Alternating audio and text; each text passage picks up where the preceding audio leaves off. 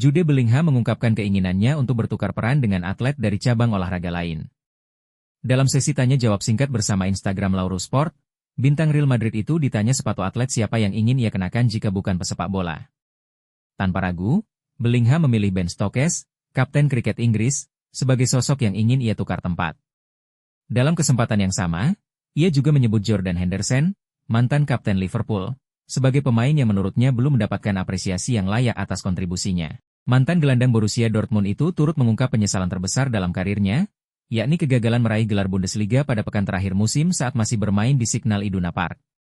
Saat ini, Bellingham tengah berpacu dengan waktu untuk pulih dari cedera otot paha belakang demi menjaga peluang tampil di Piala Dunia 2026. Pelatih timnas Inggris, Thomas Tuchel, menegaskan bahwa proses pemulihan sang pemain ditangani dengan sangat hati-hati oleh klubnya. Klub sedikit lebih konservatif dalam memperkirakan waktu pemulihannya. Jude bekerja sangat keras, dan kita semua tahu betapa profesional dan berdedikasinya dia, ujar Tuchel. Dia akan berusaha sekuat mungkin untuk bergabung pada Maret. Kami terus berkomunikasi dan akan memberikan dukungan penuh. Ini benar-benar perlombaan melawan waktu. Pelatih asal Jerman tersebut juga menyebut laga di Wembley pada Maret sebagai kesempatan untuk menilai pemain-pemain pelapis skuad. Secara pribadi saya optimis, tapi saya belum bisa memastikan, tambahnya. Bellingham juga harus menghadapi persaingan ketat untuk mengamankan posisi inti di lini tengah Inggris. Sejumlah nama seperti Morgan Rogers, Cole Palmer, Phil Foden, dan Morgan Gibbs-White sama-sama bersaing mengisi peran gelandang serang. Legenda Inggris Michael Owen menilai Tuchel memiliki banyak opsi kreatif yang bisa dikombinasikan dalam satu tim. Saya rasa Morgan Rogers terlihat menjadi favorit Tuchel saat ini. Dia tampaknya sangat menyukainya, kata Owen. Namun, jika Jude Bellingham fit, saya pasti akan memainkannya. Dia bukan hanya pemain terbaik Inggris, tapi juga salah satu yang terbaik di dunia. Semuanya bergantung pada bagaimana Tuchel menyesuaikan posisi para gelandang serang. Di level klub, Real Madrid dijadwalkan menghadapi Benfica pada babak playoff Liga Champions tengah pekan ini. Namun, Bellingham dipastikan belum cukup bugar untuk tampil.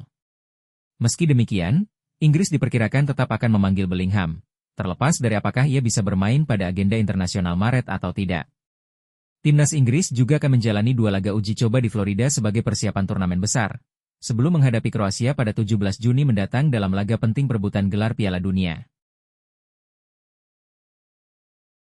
Athletic Club menerima pukulan serius terkait kondisi skuad setelah winger andalan mereka, Nico Williams, harus menepi tanpa batas waktu akibat masalah pubalgia yang terus berulang. Pahlawan Euro 2024 itu telah mengalami gangguan pada area perut sejak awal musim, dan kondisinya kini mencapai titik yang mengkhawatirkan. Meski klub sempat mencoba mengelola cedera tersebut melalui program latihan khusus serta pembatasan menit bermain, upaya tersebut dinilai tidak lagi efektif. Setelah pertandingan terakhir melawan Real Oviedo di Stadion Carlos Tartiere, Athletic akhirnya memutuskan untuk menghentikan sementara aktivitas pemain berusia 23 tahun tersebut demi fokus penuh pada pemulihan. Situasi ini menjadi perhatian serius bagi staf pelatih. Pelatih Athletic, Ernesto Valverde, secara terbuka mengakui bahwa kondisi fisik Nico tidak memungkinkan untuk terus dipaksakan.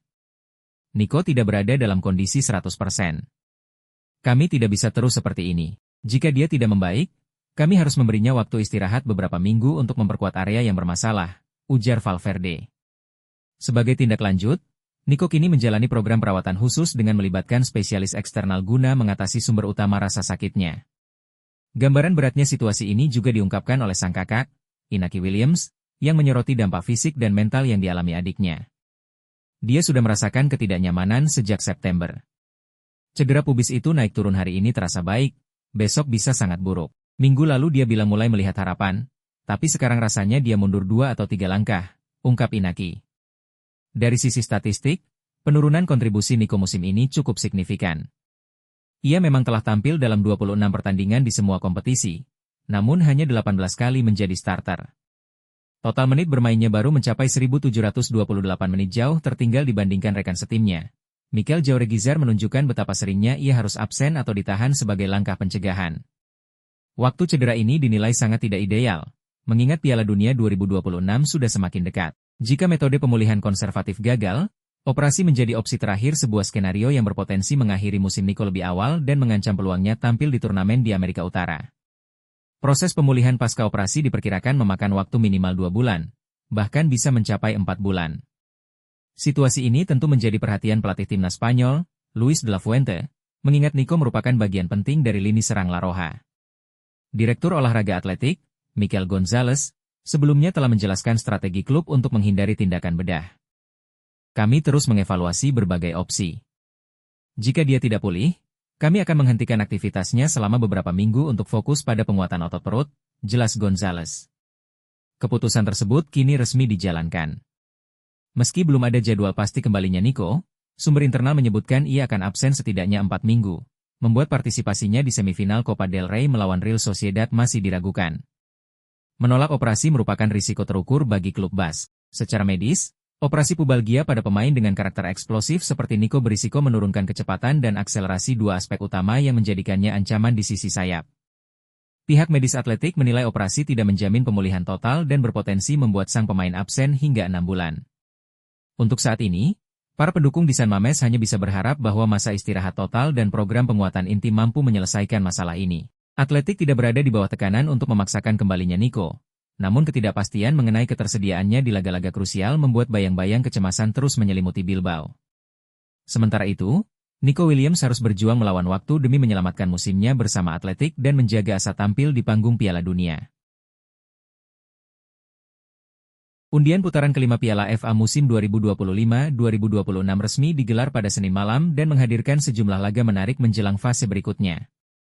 Salah satu pertandingan yang paling menyita perhatian adalah pertemuan antara West Ham dan Chelsea. Selain itu, Manchester City akan menghadapi tantangan berat saat bertandang ke markas Newcastle United asuhan Eddie Howe, sementara pemuncak klasemen Liga Premier, Arsenal, dijadwalkan melawat ke kandang klub League One, Mansfield Town. Undian putaran kelima ini menetapkan 8 pertandingan bagi tim-tim yang masih bertahan di kompetisi. Duel West Ham kontra Chelsea menjadi sorotan utama, mengingat klub West tersebut dimiliki oleh Ryan Reynolds dan Rob S1MC High Pronunciation Elheny, yang akan menghadapi raksasa Premier League yang kini ditangani oleh Liam Rowe Senior. Sementara itu, Manchester City harus menjalani lawatan sulit ke St. James' Park, Liverpool akan berhadapan dengan Wolves, dan Sunderland menunggu pemenang laga antara Port Vale dan Bristol City. Di pertandingan lain, West Ham United akan menghadapi Brentford. Hasil undian lengkap putaran kelima Piala FA, Fulham versus Southampton, Port Vale atau Bristol City versus Sunderland, Newcastle United versus Manchester City, Leeds United versus Norwich City, Mansfield Town versus Arsenal, Wolves versus Liverpool, West Ham versus Chelsea, West Ham United versus Brentford. Perjalanan West Ham menuju putaran kelima terbilang impresif. Mereka menyingkirkan klub Premier League Nottingham Forest melalui adu penalti usai bermain imbang 3-3 di putaran ketiga, sebelum menaklukkan Ipswich Town dengan skor 1-0. Sementara itu, Chelsea melaju dengan meyakinkan setelah mengalahkan Charlton Athletic 5-1 dan Hull City 4-0. Bagi West Ham, ini menjadi pencapaian bersejarah karena terakhir kali mereka mencapai putaran kelima terjadi pada 1997. Namun, pelatih Phil Parkinson memilih fokus ke depan. Kami berbicara sebelum pertandingan tentang peluang menciptakan sejarah, dan kami berhasil melakukannya, ujarnya usai kemenangan atas Ipswich. Musim ini penuh tantangan, baik di Liga maupun Piala FA, dan kami ingin menikmatinya. Di sisi lain, Rowe Senior berharap bisa mempersembahkan trofi pertamanya bersama Chelsea musim ini. Ia memuji mentalitas dan performa timnya setelah kemenangan telak atas Hull. Sikap dan penampilan para pemain sangat luar biasa, terutama di babak pertama. Kualitas kami memberi fondasi kuat untuk kemenangan ini, katanya, seraya menyoroti kontribusi Pedro Neto yang tampil impresif. Like, komen, share dan subscribe ya. Terima kasih.